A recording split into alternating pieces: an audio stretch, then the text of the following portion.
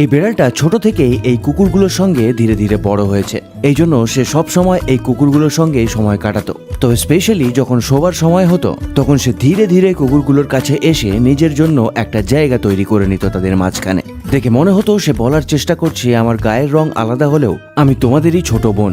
আর কুকুরগুলো তাকে নিজের পরিবারের সদস্যই মনে করত। তারা যেখানেই যেত বেড়ালটাকে সাথে করে নিয়ে যেত। আবার কখনো কখনো বেড়ালটা কোনো একটা কুকুরের পিঠে উঠে ঘুরে বেড়াতো। তবে তাদের মালিক যখনই বেড়ালটাকে খুঁজে পেত না তখন দেখা যেত বেড়ালটা কুকুরগুলোর বড় বড় লোমের তলায় লুকিয়ে আছে। তবে একদিন একটা কুকুরের অনেকগুলো বাচ্চা হয়।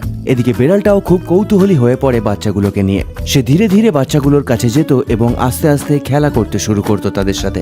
ধীরে ধীরে কুকুরের বাচ্চাগুলো একটু বড় হওয়ার পর বেড়ালটার সঙ্গে তাদের সম্পর্ক আরো মজবুত হয়ে ওঠে এবং তারা সব সময় ওই বেড়ালটার সাথেই খেলতো। তবে সব কুকুরের বাচ্চাগুলো যখন ভালোবাসার জন্য ওই বেড়ালটাকে পাঁজা করে ধরত তখন দেখে মনে হতো বেড়ালটা বলছে যে আমি তোদের সবাইকেই ভালোবাসি, কিন্তু এত ভালোবাসা আমি একসাথে কি করে নেব বল।